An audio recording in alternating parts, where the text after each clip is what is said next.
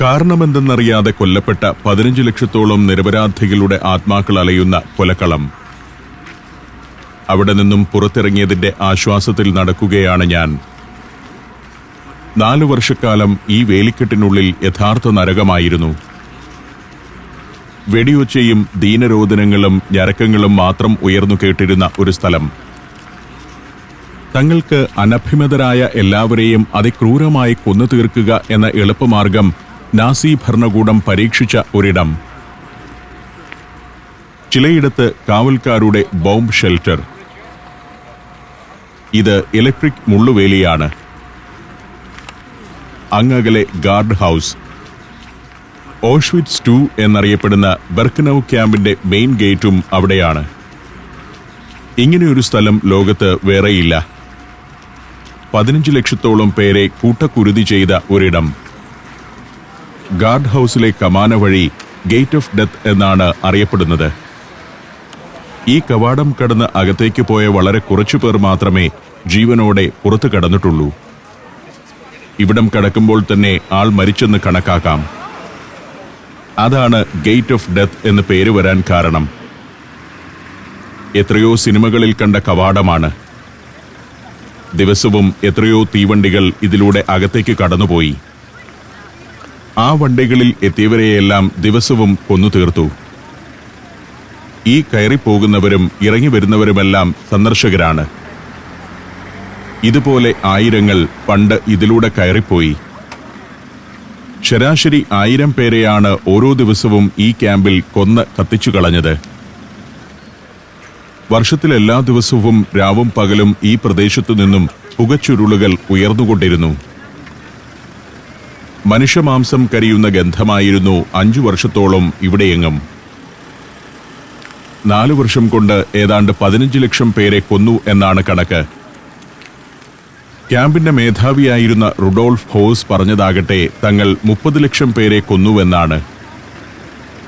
ഭീകരമായ ഒരു ദുർഗം പോലെ നിലകൊള്ളുകയാണ് ഗാർഡ് ഹൗസ്. കൊലക്കളത്തിന്റെ കാവൽപ്പുര തന്നെയായിരുന്നു അത്. മനുഷ്യരാശി ഉള്ളിടത്തോളം കാലം വംശഹത്യയുടെ പ്രതിരൂപമായി ഈ സ്ഥലം നിലനിൽക്കും. ദുരന്ത സ്മരണകളുമായി ഞങ്ങൾ മടക്കയാത്രയ്ക്ക് കാത്തുനിൽക്കുകയാണ്.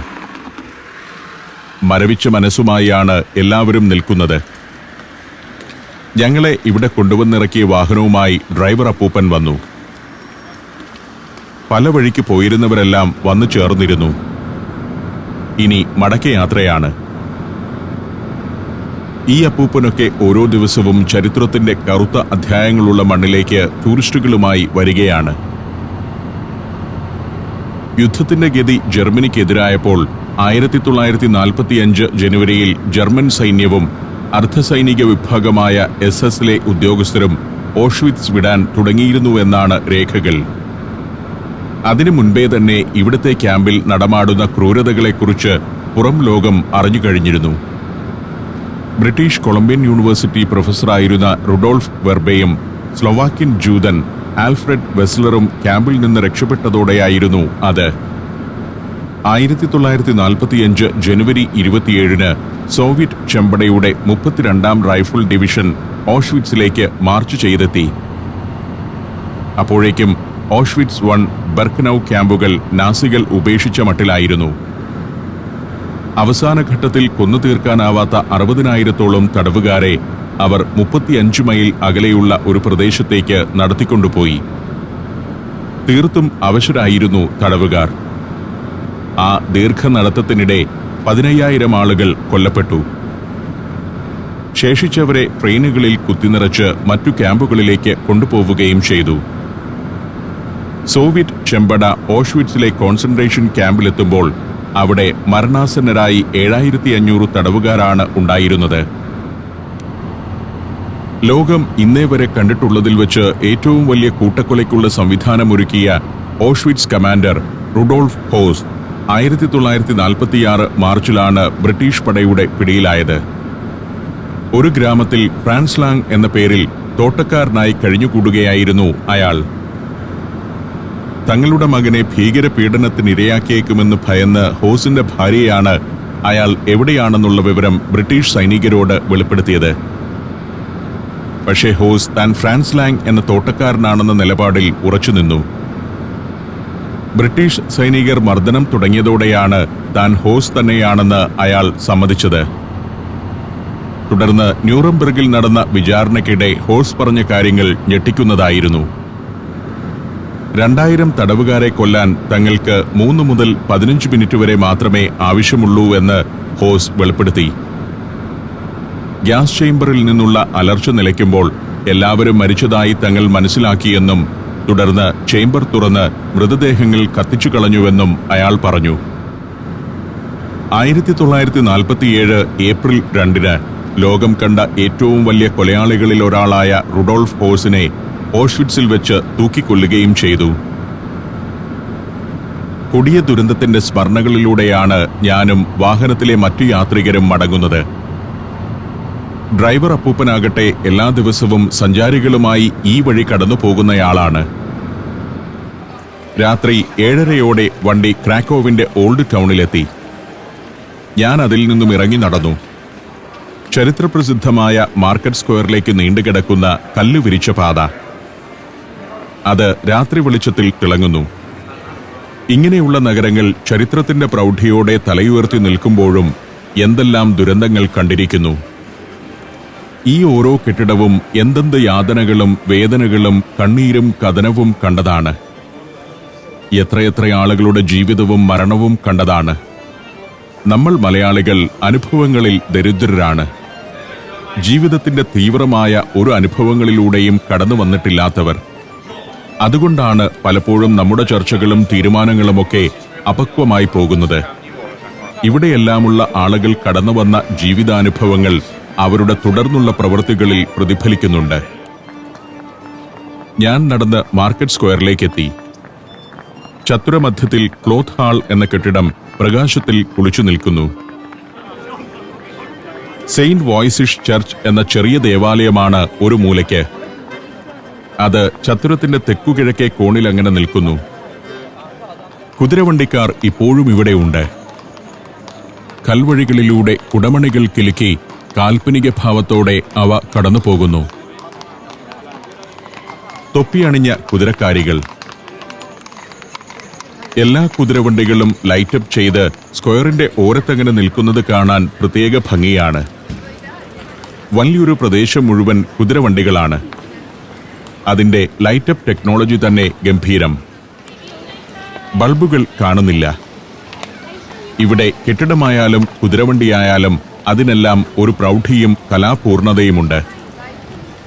ആവശ്യമില്ലാത്ത ഏച്ചുകെട്ടലുകളൊന്നുമില്ല. രാത്രിയിൽ കാണുമ്പോൾ ഇതിനെല്ലാം ഒരു പ്രത്യേക ചന്തമാണ്. ഒരു ഭാഗത്ത് സെന്റ് മേരീസ് ബസിലിക്ക. ഈ സ്ക്വയറിലെ ഒരു പ്രധാന നിർമ്മിതി അതാണ്. പണ്ട് ഇതിലൊരു ഗോപുരം വാച്ച് ടവർ കൂടിയായിരുന്നു. നൂറ്റാണ്ടുകളുടെ പഴക്കമുള്ള നിർമ്മിതി.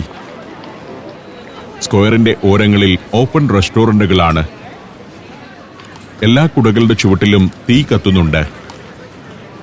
വിന്ററിൽ ഇത്തരം ഓപ്പൺ റെസ്റ്റോറന്റുകളിലെല്ലാം അത്തരം ഹീറ്ററുകൾ ഉണ്ടാവും. അതിന്റെ ചൂടേറ്റിരുന്ന് ആളുകൾ ബിയർ നുകരുന്നു. ഓരോ ഹീറ്ററിനും സമീപം ആളുകളുണ്ട്. വിന്ററിൽ ഹീറ്ററിന്റെ എണ്ണം നോക്കിയാണ് ആളുകൾ റെസ്റ്റോറന്റിൽ കയറുക. ഇളം ചൂടേറ്റിരുന്ന് ഭക്ഷണം കഴിക്കുന്നത് രസമാണ്. നമുക്കും ഇത്തരത്തിലുള്ള നഗരചത്തുരങ്ങളും ഫുഡ് സ്ട്രീറ്റുകളും വേണം. കെട്ടിടത്തിനകത്തിരുന്ന് ഭക്ഷണം കഴിക്കുന്നത് യൂറോപ്പുകാർക്ക് ചിന്തിക്കാനാവില്ല. തണുപ്പാണെങ്കിലും അവർ ഓപ്പൺ റെസ്റ്റോറന്റുകളിലേക്കാണ് ഇറങ്ങുക. നഗരത്തിനുമേൽ നല്ല തണുപ്പ് വീണു കഴിഞ്ഞു. ഒക്ടോബർ മാസത്തിലാണ് ഞാൻ ഇവിടെ എത്തിയിരിക്കുന്നത്. വേനൽക്കാലമായിരുന്നെങ്കിൽ രാത്രി 9:30 വരെയും വെയിൽ ഉണ്ടാവേണ്ടതാണ്. ക്ലോത്ത് മാർക്കറ്റിന് മുകളിൽ ആകാശത്ത് ചന്ദ്രൻ ഉദിച്ചു നിൽക്കുന്നു. പഴയ ടൗൺ ഹാൾ ഗോപുരവും ക്ലോത്ത് ഹാളിന്റെ ഭാഗങ്ങളും നിഴലും വെളിച്ചവും ചേർന്ന് മനോഹരമായ ദൃശ്യമാകുന്നു. പ്രൗഢമായ നഗരചത്തുരത്തിന്റെ ഒട്ടൊരു കാൽപ്പനികമെന്ന് തോന്നുന്ന കാഴ്ചകൾ കണ്ട് ഞാൻ കുറേ നേരം നിന്നു. പിന്നെ വഴിയോരത്തെ ഒരു റെസ്റ്റോറന്റിൽ നിന്ന് കുറച്ച് ഭക്ഷണം പൊതിഞ്ഞു വാങ്ങി. ഞാൻ ഹോട്ടലിലേക്ക് നടന്നു. ഇന്ന് നേരത്തെ കിടന്നുറങ്ങണം. നാളെയാവട്ടെ വളരെ നേരത്തെ യാത്ര തിരിക്കുകയും വേണം. സ്പിസ്കി പാലസിലെ മുറിയിലേക്ക് കയറി ചെന്നു. പുലർച്ചെ 3 മണിക്ക് എഴുന്നേൽക്കേണ്ടതുണ്ട്. ഭക്ഷണം കഴിച്ച് കിടന്നുറങ്ങി.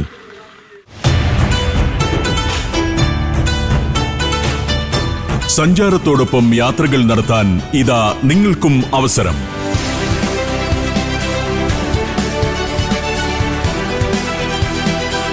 ചുരുങ്ങിയ ചെലവിൽ പരമാവധി സ്ഥലങ്ങൾ സന്ദർശിച്ചുകൊണ്ട്, അനുഭവങ്ങൾ സ്വന്തമാക്കിക്കൊണ്ട്, രുചിവൈവിധ്യം അനുഭവിച്ചുകൊണ്ട് വിദേശയാത്രകൾ നടത്താം.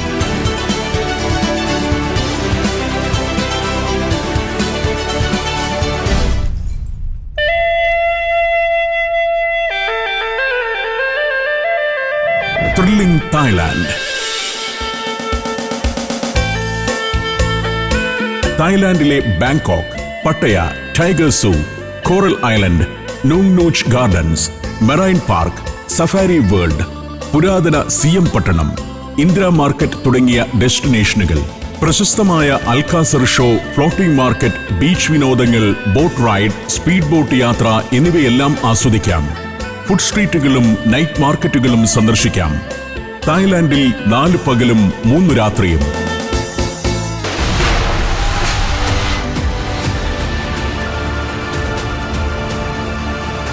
ടൂറുകൾക്കുള്ള ബുക്കിംഗ് തുടരുന്നു. കൂടുതൽ വിവരങ്ങൾക്കും ബുക്കിംഗിനും സന്ദർശിക്കുക sanjaram.com. ഫോൺ 7591966600.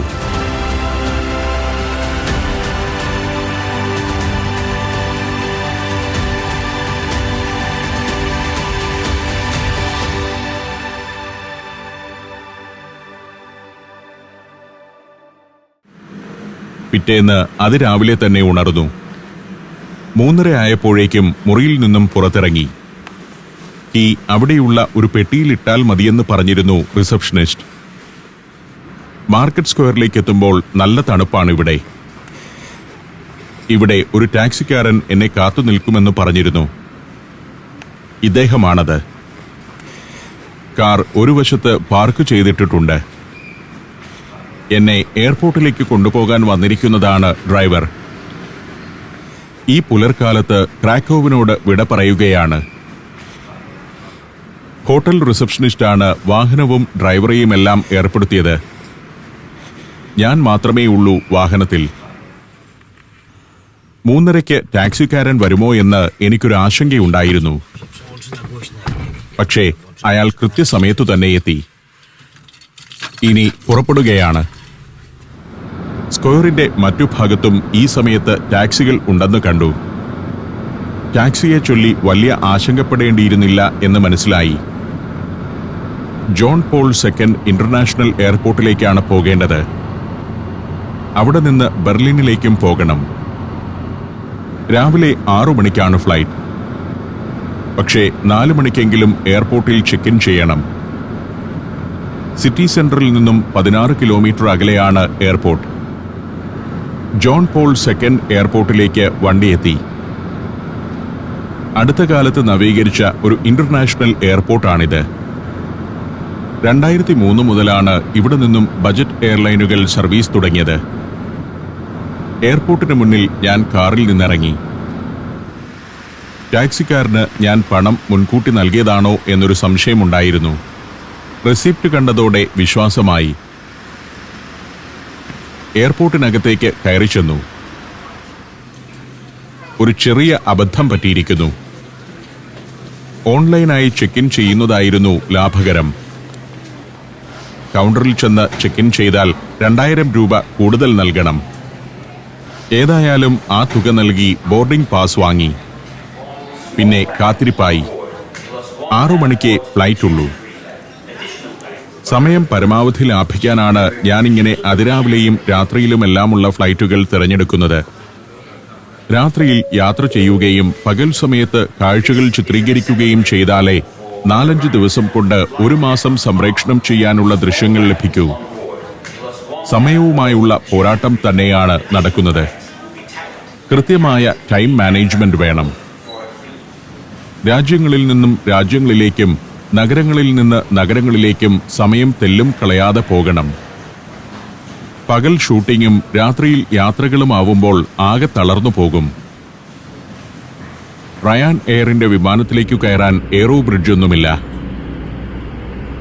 ബജറ്റ് എയർലൈൻ ആയതിനാൽ നടന്നു കയറിയാൽ മതിയെന്നതാവാം പോളിസി. ഐറിഷ് വിമാന കമ്പനിയാണ് റയാൻ എയർ. അയർലൻഡിലെ ഡബ്ലിനാണ് കമ്പനിയുടെ ആസ്ഥാനം. 225 നഗരങ്ങളിലേക്ക് ഇവർ സർവീസ് നടത്തുന്നുണ്ട്. 2003 ലോ കോസ്റ്റ് സർവീസ് നടത്താൻ അനുമതി തേടി റയാൻ എയർ ക്രാക്കോവ് എയർപോർട്ട് അധികൃതരെ സമീപിച്ചിരുന്നു.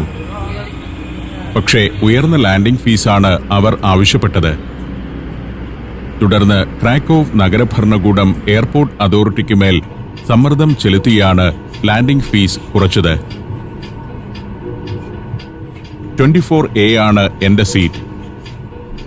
കൃത്യം 6 മണിക്ക് തന്നെ Krakow John Paul II international എയർപോർട്ടിൽ നിന്നും വിമാനം പറന്നുയർന്നു. കുറേ ദൂരം പറന്നു കഴിഞ്ഞു. വെളിച്ചമില്ലാതിരുന്നതിനാൽ ആ ദൃശ്യങ്ങൾ പകർത്താനായില്ല. കൃത്യം 1 മണിക്കൂറിന്റെ ആകാശയാത്രയിൽ വിമാനം ബെർലിൻ നഗരത്തിന് മുകളിലേക്ക് എത്തിയിരിക്കുന്നു. രണ്ടാം ലോകമഹായുദ്ധത്തിന്റെ അവസാന നാളുകളിൽ സഖ്യകക്ഷികളുടെ ബോംബർ വിമാനങ്ങൾ തകർക്കാത്ത ഒരു സ്ക്വയർ ഇഞ്ച് സ്ഥലം പോലും ഇല്ലാതിരുന്ന നഗരമാണ് താഴെ കാണുന്നത്. ഹിറ്റ്ലറുടെ ധാർഷ്ട്യത്തിന് വില നൽകേണ്ടി വന്ന നഗരം. കുറെ കാലം റഷ്യൻ ചേരിയിലും പടിഞ്ഞാറൻ ചേരിയിലുമായി വിഭജിക്കപ്പെട്ടു കിടന്നു ഈ നഗരം. പശ്ചിമ ജർമ്മനിയുടെ പശ്ചിമ ബെർലിനും കിഴക്കൻ ജർമ്മനിയുടെ കിഴക്കൻ ബെർലിനുമായി മുറിക്കപ്പെട്ടു അന്നിവിടം. ഒരേ ജനത ഒരു മതിൽക്കെട്ടിന് ഇരുവശവുമായി പോയ നഗരം. ഒരു കാലത്ത് വലിയ പ്രതാപവും പിന്നീട് വലിയ യാതനയും കണ്ട നഗരം. ഹിറ്റ്ലറെയും ഗോറിങ്ങിനെയും ഗീബൽസിനെയും പോലുള്ള ക്രൂരന്മാർ സർവപ്രതാപത്തോടെ വിലസിയ നഗരം. ആ നഗരത്തിന്റെ മണ്ണിലേക്ക് വിമാനം താഴ്ന്നിറങ്ങിയിരിക്കുകയാണ്. ഞാൻ വീണ്ടും കുറെ കഥകൾ കൂടി പറയാൻ, ചരിത്രം വിവരിക്കാൻ മറ്റൊരു നാട്ടിലേക്ക് വന്നിറങ്ങിയിരിക്കുന്നു. ഇവിടെയുമുണ്ട് പറയാൻ മാത്രമുള്ള ദീർഘചരിത്രം.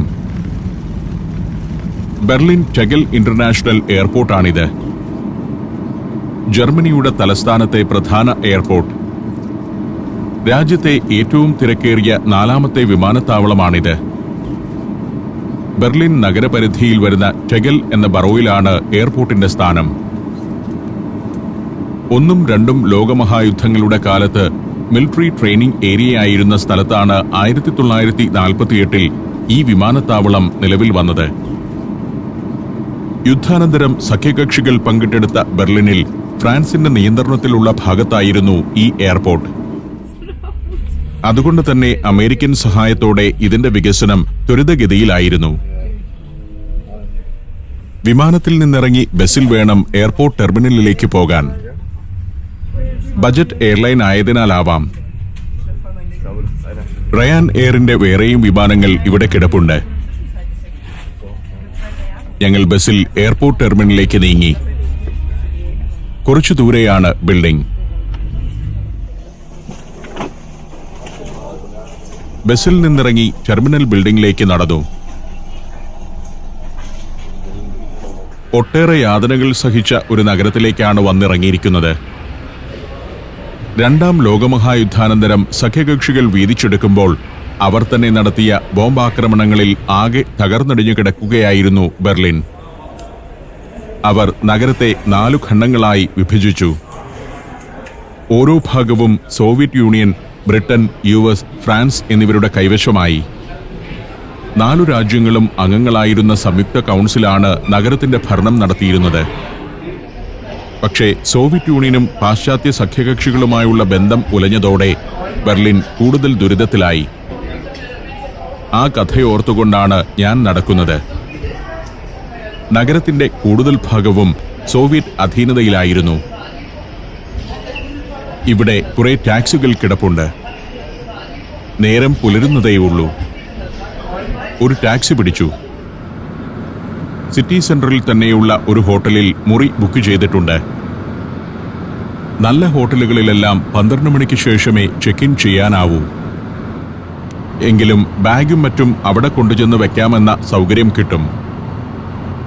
മുറി കിട്ടുകയാണെങ്കിൽ അല്പം വിശ്രമിച്ച ശേഷം നഗരത്തിലേക്ക് ഇറങ്ങാമെന്നാണ് എന്റെ തീരുമാനം. മുറി ഒഴിഞ്ഞുകിടപ്പുണ്ടെങ്കിൽ ചില ഹോട്ടലുകാർ എനിക്ക് നേരത്തെ തന്നെ അത് നൽകാറുണ്ട്. അവിടെ ചെന്നിട്ട് കാര്യങ്ങൾ തീരുമാനിക്കാമെന്നുറപ്പിച്ച് ഞാനിരുന്നു. എയർപോർട്ടിൽ നിന്നും 8 കിലോമീറ്ററാണ് ബെർലിൻ സിറ്റി സെന്ററിലേക്കുള്ള ദൂരം. 12-ാം നൂറ്റാണ്ടിൽ ആൽബർട്ട് എന്ന നാടുവാഴി സ്ഥാപിച്ച നഗരമാണ് ബെർലിൻ. ആൽബർട്ടിന്റെ ചിഹ്നമായിരുന്ന കരടി ഇന്നും ബെർലിന്റെ നഗരചിഹ്നത്തിലുണ്ട്. 18-ാം നൂറ്റാണ്ടിന്റെ ആരംഭത്തിൽ ഫ്രെഡറിക് ഒന്നാമൻ ചക്രവർത്തിയാണ് വിശാലമായ പ്രഷ്യൻ സാമ്രാജ്യത്തിന്റെ തലസ്ഥാനമായി ബെർലിനെ മാറ്റിയത്. പിന്നീട് ജർമ്മൻ സാമ്രാജ്യം നിലവിൽ വന്നപ്പോൾ കൈസർ എന്നറിയപ്പെട്ട ചക്രവർത്തിമാരും ബെർലിനെ തന്നെ തലസ്ഥാനമാക്കി. അഡോൾഫ് ഹിറ്റ്ലർ അധികാരത്തിലേറിയതോടെ ബെർലിന്റെ വളർച്ച ദ്രുതഗതിയിലായി. ജർമാനിയ എന്ന പേരിൽ ബെർലിനെ ലോകോത്തര നഗരിയാക്കാനായിരുന്നു ഹിറ്റ്ലറുടെ പദ്ധതി. തേർഡ് റീഹ് അഥവാ മൂന്നാം ജർമ്മൻ സാമ്രാജ്യത്തിന്റെ തലസ്ഥാനം എങ്ങനെയായിരിക്കണമെന്ന് ഹിറ്റ്ലർക്ക് വ്യക്തമായ കാഴ്ചപ്പാടുണ്ടായിരുന്നു. അതിന്റെ വിശദമായ രൂപരേഖ വരെ തയ്യാറാക്കിയിരുന്നു നാസികൾ. ബെർലിൻ യൂറോപ്പിലെ മറ്റു നഗരങ്ങളെപ്പോലെയല്ല ഇന്ന്. കാണുന്നതിലധികവും പുതിയ കെട്ടിടങ്ങളാണ്. പഴയ ചരിത്ര മന്ദിരങ്ങളെല്ലാം യുദ്ധത്തിൽ വെറും കൽക്കൂമ്പാരങ്ങളായി മാറിയിരുന്നല്ലോ. അവയുടെ സ്ഥാനത്ത് 1950കളിലും 60കളിലും ഉയർന്ന കെട്ടിടങ്ങളാണ് ഇന്ന് കാണുന്നത്. ഇന്ന് ബെർലിനിലെ മനുഷ്യരും പുതിയ ചിന്തകളിലാണ്. കുറെ കൂടി വിശാലമനസ്കതയോടെ ലോകത്തെ കാണുന്നവരായി ഇവർ പരിണമിച്ചിരിക്കുന്നു. യാതനകൾ അവരെ പഠിപ്പിച്ചതാണത്. ആ ചിന്തകളിൽ മുഴുകി ഞാനിരിക്കെ കാർ ഹോട്ടലിനോട് അടുക്കുകയായിരുന്നു.